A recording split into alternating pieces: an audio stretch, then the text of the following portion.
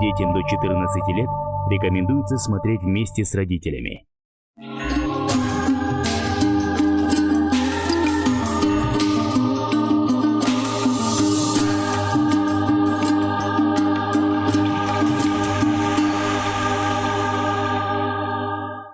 Ассаламу алейкум, уважаемые телезрители.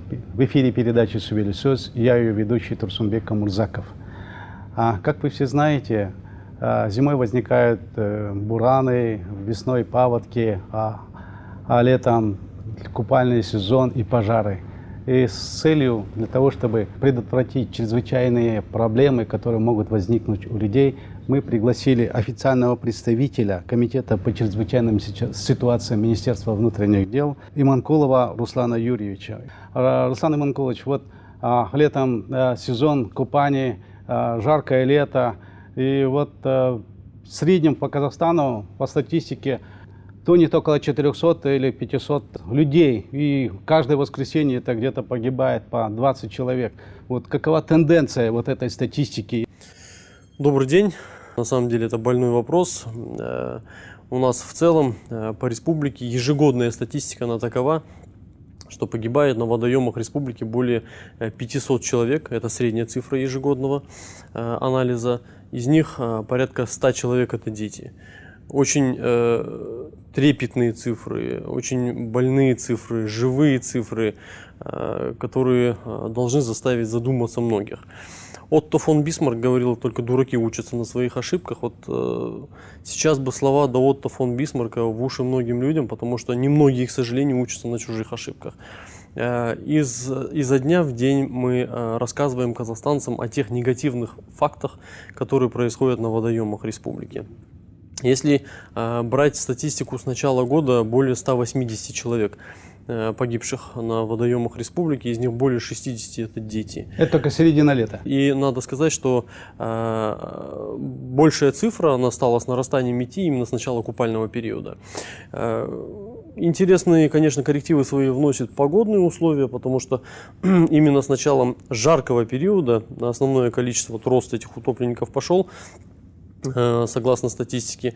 Если говорить о начале купального сезона, то официально он начинается 1 июня в Казахстане. Но вот, например, в Мангистауской области мы в этом текущем году начали купальный сезон уже 25 мая. То есть в некоторых регионах намного раньше жара встала. А вот учитывая то, что в центральных регионах республики противоречивая погода сохранялась довольно долго, до середины июня примерно, да, даже до конца июня в некоторых регионах, поэтому вот колебалась эта статистика и было не очень много людей, но вот с установлением жаркой погоды цифра пошла в рост. И максимальное, конечно же, количество утопленников мы заметили на прошлой неделе. Вот на прошлой истекшей неделе 46 человек утонуло, из них 11 дети. Мы не статисты. Мы принимаем определенные меры профилактического характера. Разработан целый комплекс мероприятий, согласно которому мы работаем совместно с местными исполнительными органами. Мы работаем совместно с местной полицейской службой. Ежесуточно, это вот как раз таки тот период, который называется для спасателей без выходных. Ежесуточно спасатели обходят водоемы республики, значит, с целью донести информацию до отдыхающих на необорудованных, не предназначенных для купания пляжах. Вот есть одна интересная цифра, я ее очень часто повторяю, чтобы люди вообще понимали, о чем речь идет. В Казахстане более 50 тысяч водоемов. Только вслушайтесь в эту цифру, более 50 тысяч водоемов. И даже невозможно поставить на каждом из водоемов по спасателю. Поэтому, ну, во-первых, это неэффективно будет, каждый водоем имеет свою квадратуру, да? Ну и во-вторых, должна быть своя собственная сознательность со стороны людей и граждан, которые все-таки должны переживать за свою жизнь и жизнь своих близких. Вот более 50 тысяч водоемов, и у нас в целом по республике не в каждом населенном пункте, к сожалению, есть пляжи, доступные для людей. Это вот один из тех больных вопросов, которые на данный момент есть. Мы активно работаем с местными исполнительными органами, но это компетенция местных исполнительных органов, акиматов, которые должны для людей предоставлять бесплатные места для купания. Вот если брать по республике цифру, по республике 600 частных пляжей и 100 пляжей, которые находятся в государственной собственности, то есть государством обеспечивает инфраструктуру и все остальное, да, и плата, соответственно, с горожан не взимается. Ну и давайте слушаемся в эту цифру: более 50 тысяч водоемов и всего лишь 700 пляжей вкупе вместе взятых, 100 государственных и 600 частных. Естественно, что люди, когда они захотят купаться, они пойдут на близлежащий водоем, потому что в том населенном пункте, где они живут, там нет пляжа. Многим, допустим, этот вопрос по бюджету, по семейному может бить, да, потому что не всем доступно еженедельно или в неделю по нескольку раз приходить самим или детей приводить для того, чтобы купаться. Да, и купаться вот именно на оплачиваемых частных пляжах. Это, конечно же, больной вопрос. Мы доводим его до местных исполнительных органов. А то, что касается компетенции непосредственно комитета по чрезвычайным ситуациям, ежесуточный обход водоемов республики. Мы знаем наиболее опасные участки рек, регулярно там выставляем спасательные посты, дополнительные от тех, которые есть в принципе по республике на постоянной основе, которые есть. Из года в год мы определяем дополнительные точки, опасные точки, и выставляем туда посты. Но вот надо сказать, к примеру, охраняемый пляж Капшагайский, да, вот за истекшие выходные 4 человека там утонуло. Ну, надо смотреть в статистике. Утонуло 4 человека, но при этом там же было спасено более 50 человек. Что бы там было, если бы не было вот этого спасательного пункта, который спасли 50 жизней, фактически говоря. Вот вы говорите, с 500 там, говорится, утопленников где-то около 100 являются дети, то есть 25% дети, 75% это взрослые люди. Каковы причины того, что вот взрослые люди тонут? Ну, наиболее распространенные причины, которые мы сейчас видим, вот анализируем, смотрим, доводим опять-таки до населения, чтобы учились опять-таки на вот этих негативных фактах. Это первая и наиболее распространенная причина – недооценка, либо можно сформулировать эту причину следующим образом – переоценка собственных сил. То есть человек не задумывается о собственных возможностях, он не знает особенностей того водоема, в котором собирается купаться. Он не знает возможностей своего здоровья. Эти пункты наиболее часто встречающиеся, потому что может у человека судорога схватить, может у человека сердце барахлить. Потом многие люди купаются, злоупотребляя алкоголем. Это один из тоже частых факторов по республике. Ну а что касается детей, конечно же, это оставление без присмотра взрослых. Мы, к сожалению, вот анализ провели, и, к сожалению, было заметно, что практически все дети, которые утонули, они не были заняты каким-либо делом. То есть они не посещали секции, кружки, они не были заняты родителями. Сами себе предоставлены. Да, совершенно верно. Родители не сядут с ребенком, книгу не прочитают. Как на выпас. Отпустили детей самих, дети где-то ходят, и в результате потом мы получаем еще одного погибшего ребенка. И я вот закончу. Один из таких фактов, это вот у нас совершенно недавно, буквально 2 недели назад, был факт на канале Нура-Есиль. 4 детей, вот утонувших, да, наиболее такой резонансный больной случай. И вот буквально на истекших выходных женщина с 2 детьми утонула. Наверное, тоже знаете, все средства массовой информации об этом рассказали. Конечно же, с нашей подачи ни один факт из чрезвычайной ситуации не укрывается. Женщина находилась на канале Нура-Есиль. Занимались они бытовыми вещами, мойкой ковров, но при этом 2 девочки, которые с ней были, ее дочери 2006 и 2007 годов рождения, вместе с ней погибли в этом водоеме, в этом канале, потому что канал не был предназначен, во-первых, для стирки ковров, и, во-вторых, для купания. Непосредственно в этом водоеме есть определенные особенности, которые тоже до населения доводятся. Там может быть обрыв резкий фактически до 5 метров, потому что проводится ежегодно в паводковый сезон, предпаводковый сезон, ежегодно проводится соответствующее дноуглубление пляжей, водоемов. Водоемов для каналов, да, для того, чтобы вода свободно проходила в паводковый период. Что мы делаем в предканикулярный период? Предканикулярный период – это один из тех жарких моментов, нюансов работы спасателей, которые стараются довести информацию до населения и до учеников. Мы проводим собрания с родителями, порядка 800 собраний с представителями это родителей. Уже профилактические меры. Профилактические меры, да, совершенно верно. Меры. Были проведены в предканикулярный период, и в предканикулярный период порядка 10 тысяч бесед с учениками было проведено. Это помимо, я хочу акцентировать внимание, это помимо той работы, которую спасатели проводят ежедневно, да, то есть ежедневно они находятся на дежурстве на водоемах, в спасении людей, кто-то тушит пожары и так далее. Но при этом все как одно целое выходим по школам в предканикулярный период, проводим интерактивные уроки. Интерактивные уроки – это один из тех инструментов, которым мы часто пользуемся, потому что за один, что называется, присест проведения урока можно охватить порядка 20 тысяч учеников на территории, допустим, там, одной области, к примеру. А летом много проблем возникает, как и зимой, да, вот, и наряду с тем, что люди купаются и тонут, и бывает много пожаров летом, потому что вот сухая погода стоит, солнце припекает, и вот весной всегда я тоже иногда вот вижу, говорит, степь горит, там иногда вот раньше вот бывало, ехал Астана-Кокшетау, и лес горел, и вот сейчас много горельников вижу. И вот как часто вам приходится вот тушить пожары? Это не только пожары, которые на природе случаются. У нас в городе очень много таких вот пожаров бывает, которые неприятны. В Алмате часто вот, например, базары горят там или еще какие-то вот резонансные такие вот здания или места горят. Вот как в таких случаях, как часто такие бывают и как вам часто приходится выезжать? Ну, пожары у нас в любое время года происходят, на самом деле, как вы заметили. И пожары делятся на бытовые у нас и природные. Причем сами природные подразделяются еще и на степные, лесные и так далее. Градация существует. А вот то, что касается бытовых пожаров, вообще в сутки может доходить до 40 пожаров. По сводке Комитета по чрезвычайным ситуациям, по нашей сводке, до 40 пожаров в сутки может происходить. Конечно, не все пожары с благополучным исходом происходят. Да? Много пожаров, когда люди погибают. Много, опять-таки, вот мы сейчас говорили о детях и об их занятости. Много детей становится причиной возникновения пожаров. Это так называемая детская шалость с огнем. Много очень пожаров происходит из-за элементарного недосмотра за электроприборами в квартирах и в домах. Да? То есть это очень частые причины, и мы их отслеживаем, и регулярно, ежесуточно органы государственной противопожарной службы реагируют на эти пожары. Но кроме этого еще и, как вы сказали, есть природные пожары.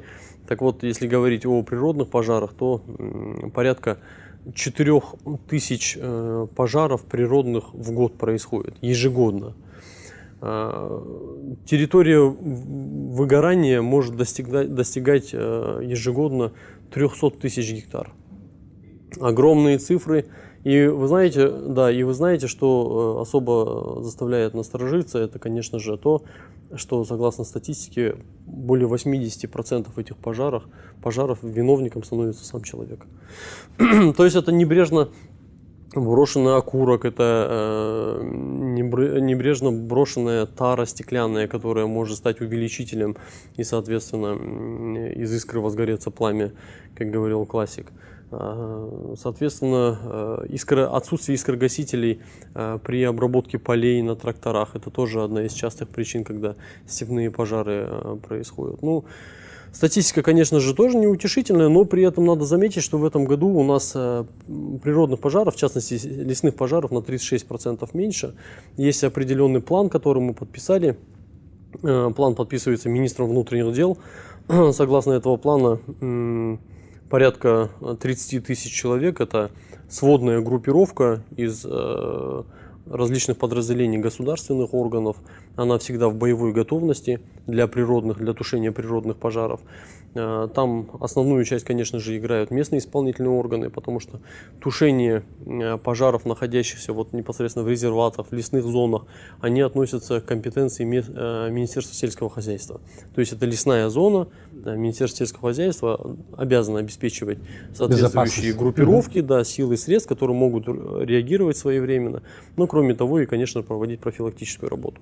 То, что же касается непосредственно органов государственной противопожарной службы, это в первую очередь реагирование на пожары в жилой зоне, то есть защита жизни и имущества непосредственно граждан.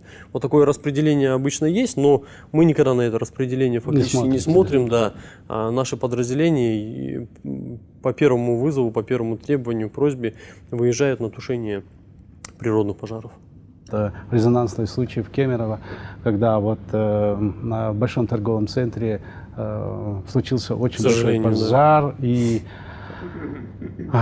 Погибло очень много людей. Вот Совершенно такие вот ситуации, которые могут быть и у нас.